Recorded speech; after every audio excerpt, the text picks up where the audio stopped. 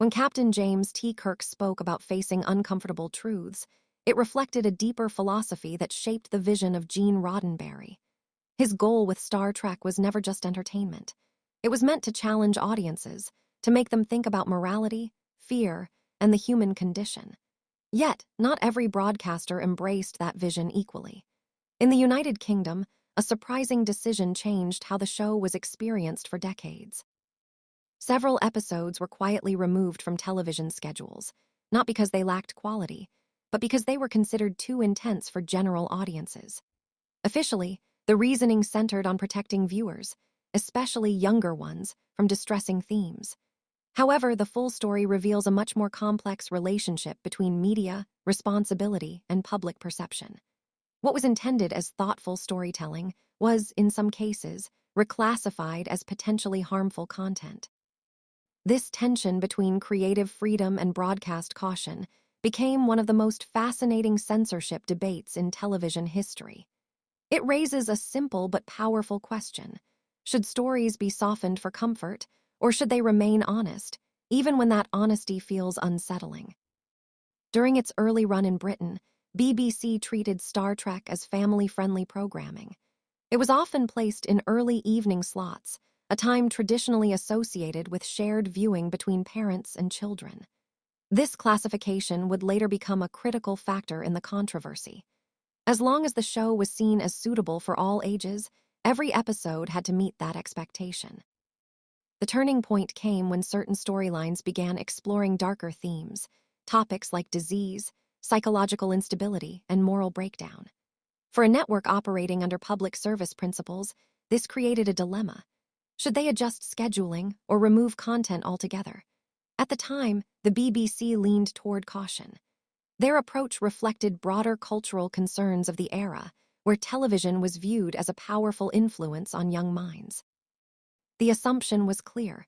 If children might watch, then potentially disturbing material had to be restricted. This decision, however, did not go unnoticed. Viewers who appreciated the show's deeper themes began to question whether such protection was necessary, or whether it underestimated the audience's ability to understand complex storytelling. One episode in particular, Miri, became a defining moment in this debate.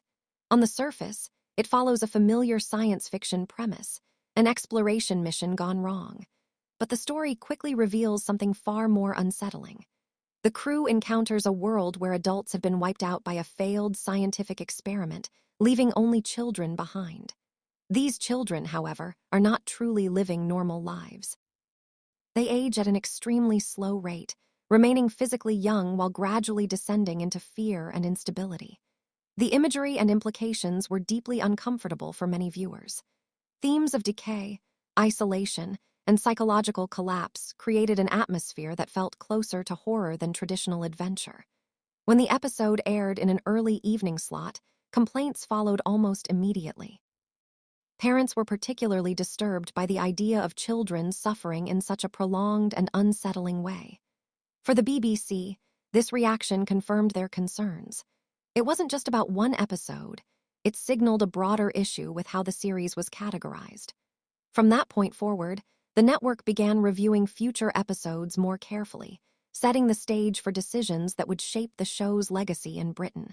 Following the reaction to Miri, the BBC took a closer look at several upcoming episodes of Star Trek.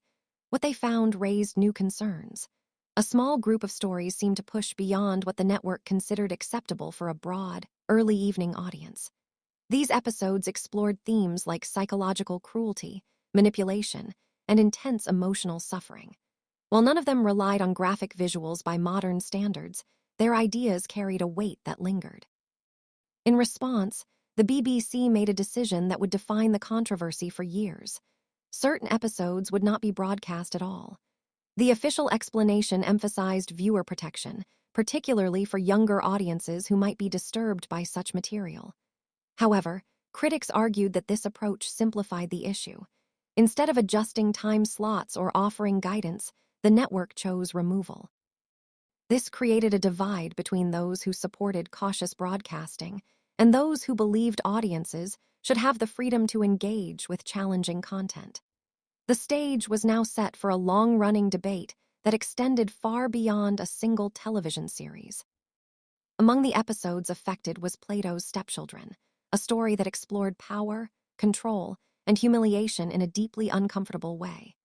In this episode, the crew of the Enterprise encounters a group of individuals who possess extraordinary telekinetic abilities. Rather than using these powers responsibly, they indulge in cruel and degrading behavior. Captain Kirk and his companions are forced into humiliating situations, stripped of dignity for the amusement of their captors. What made this episode particularly controversial was not physical violence, but psychological dominance. Scenes of forced laughter, helplessness, and loss of control created a sense of unease that was difficult to ignore. The BBC categorized it alongside other troubling content, citing themes of sadism and emotional distress. For some viewers, however, these elements were precisely what gave the episode meaning. It was not celebrating cruelty, it was exposing it. By placing familiar characters in such extreme circumstances, the story highlighted the resilience of identity and moral strength. This difference in interpretation became central to the broader debate. Was the episode harmful, or was it a powerful exploration of human behavior under pressure? Another episode that drew attention was Whom Gods Destroy, which focused on the fragile nature of sanity and authority. Set in a remote facility designed to house dangerous individuals, the story unfolds as order collapses from within. The central figure is a former hero whose descent into instability transforms him into a threat not only to others, but to himself. His belief in his own destiny becomes a driving force behind chaos, blurring the line between leadership and delusion. For the BBC, this portrayal raised concerns about how mental illness was presented. The episode did not offer simple answers or clear resolutions. Instead, it depicted instability as unpredictable and dangerous, a force capable of dismantling systems meant to contain it. While some viewers saw this as a realistic exploration of psychological breakdown, others found it unsettling, particularly in the context of a show watched by families. The network ultimately grouped it with other restricted episodes, reinforcing its stance that certain themes required careful handling. Yet, among fans, the episode sparked a different kind of conversation, one about how storytelling can reflect real fears without offering comfort. The final episode in this group, The Empath, approached discomfort from a very different angle. Rather than focusing on chaos or cruelty alone, it explored the idea of suffering as a test of compassion. The story centers on a character who has the ability to absorb the pain of others, taking their injuries into herself. This act of empathy is not portrayed as easy or heroic in a traditional sense. Instead, it is shown as physically and emotionally exhausting, raising questions about sacrifice and worth. The environment surrounding this character adds another layer of tension. Observers conduct experiments that deliberately inflict harm, watching to see whether empathy can justify survival. For some viewers, this concept was deeply moving. For others, it was difficult to watch. The BBC viewed the episode through the lens of its intended audience and concluded that its themes of deliberate suffering crossed a line. Yet, supporters argued that the episode carried an important message. It did not glorify pain, it revealed its cost. In doing so, it challenged the idea that discomfort should always be avoided, suggesting instead that it can lead to deeper understanding. As these decisions became known, fans of Star Trek began to respond. What started as individual complaints gradually turned into organized efforts to challenge the BBC's stance. Viewers wrote letters expressing their disagreement, often emphasizing respect, while firmly defending their right to experience the series in full. These campaigns reflected a growing sense of ownership over the show. For many fans, Star Trek was more than entertainment. It was a meaningful exploration of ideas that deserved to be seen without restriction. The BBC acknowledged receiving large volumes of correspondence, but maintained its position. From their perspective, the responsibility to protect audiences outweighed the demand for access. This exchange between broadcaster and audience highlighted a fundamental tension in media. Who decides what is appropriate? While the network operated within established guidelines, the response from fans suggested that those guidelines were not universally accepted. The conversation had moved beyond specific episodes. It was now about trust, interpretation, and the role of television in shaping public understanding. As frustration grew among viewers, fan communities began finding new ways to experience the restricted episodes of Star Trek. Conventions quickly became a key space for this. These gatherings were not just social events, they turned into informal screening rooms where rare and unaired material could finally be seen. Imported copies, often grainy and imperfect, circulated among dedicated fans who were determined to watch what had been withheld. The atmosphere at these events was often described as electric. People crowded into small rooms, sharing a sense of curiosity and quiet defiance. What stood out most was the reaction. Instead of outrage or shock, audiences responded with thoughtful discussion. Many found the episodes challenging, but not unwatchable. This contrast between expectation and reality added fuel to the ongoing debate. If viewers could handle the material in these settings, was it truly too disturbing for television? Or had the decision to restrict it been overly cautious? These questions lingered, shaping how the controversy evolved over time. During this period, Gene Roddenberry himself became increasingly vocal about the situation. He believed that storytelling should not avoid difficult subjects simply to maintain comfort. In interviews and public appearances, he emphasized the importance of honesty in narrative. According to him, portraying pain, conflict, and moral dilemmas was not harmful. It was necessary. He drew a clear distinction between violence used for shock value and storytelling that explored consequences. In his view, the episodes in question fell into the latter category. They were not designed to sensationalize suffering, but to examine it. This perspective resonated strongly with fans who felt the series had always been about confronting reality through fiction. Roddenberry's comments added weight to their arguments, reinforcing the idea that the restrictions were not just about content, but about interpretation. His stance helped shift the conversation from simple censorship to a broader discussion about the purpose of television itself. By the late 1970s and early 1980s, technology began to change the dynamics of control over television content. The rise of home video created new opportunities for viewers to access material outside traditional broadcasting channels. Episodes that had once been difficult to find started circulating more widely, even if unofficially at first. For fans of Star Trek, this marked a turning point. The barrier between audience and content was beginning to weaken. While not everyone had access to these recordings, their existence challenged the idea that a broadcaster could fully restrict what people watched. Over time, rental stores and private collections made these episodes more accessible, allowing a broader audience to form their own opinions. Interestingly, as more people saw the previously banned material, the perception of its severity began to shift. What had once been described as deeply disturbing often felt, to many viewers, thought-provoking but manageable.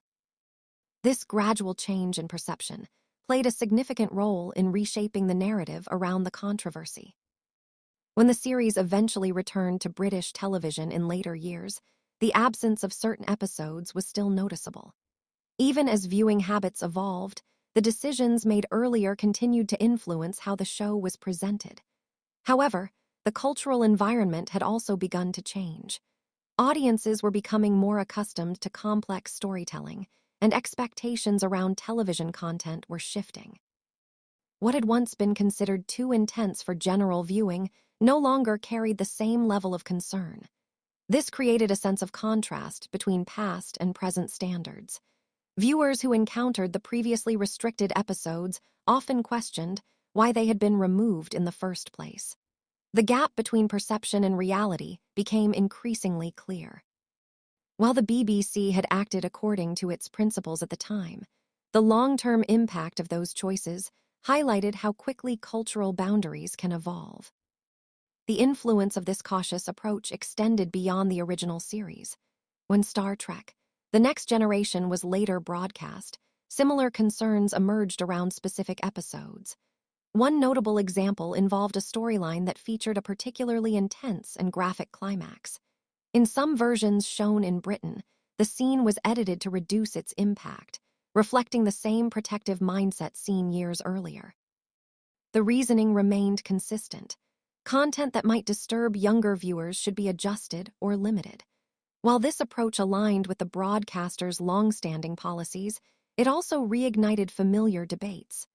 Fans questioned whether such edits altered the integrity of the story, while others supported the idea of adapting content for wider audiences. The pattern suggested that the issue was not limited to a single era or series. It was part of a broader philosophy about television and responsibility. Another example highlighted how sensitivity extended beyond violence into the realm of politics. Certain episodes contained references to real-world issues that broadcasters considered potentially controversial. In some cases, even brief lines of dialogue were removed to avoid misinterpretation or backlash. This demonstrated that the concern was not only about imagery, but also about ideas. Television, especially within a public broadcasting framework, was expected to navigate complex social contexts carefully. While this approach aimed to prevent conflict, it also raised questions about creative freedom. Should fictional narratives avoid reflecting real-world tensions, or should they engage with them openly? For many viewers, the appeal of Star Trek lay precisely in its willingness to explore such themes. By softening or removing them, some felt that an essential part of the show's identity was being lost. Edits were not limited to entire episodes. In several instances, smaller scenes were altered or removed to align with broadcasting guidelines. These changes sometimes affected the clarity of the story, creating moments that felt incomplete or confusing. For example, sequences involving scientific explanations or tense confrontations were occasionally shortened, disrupting the flow of the narrative. While each individual edit may have seemed minor, their cumulative effect could be significant. Viewers who later saw the original versions often noticed these differences immediately.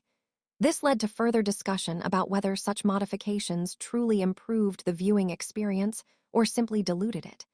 The intention behind the edits was to make content more suitable,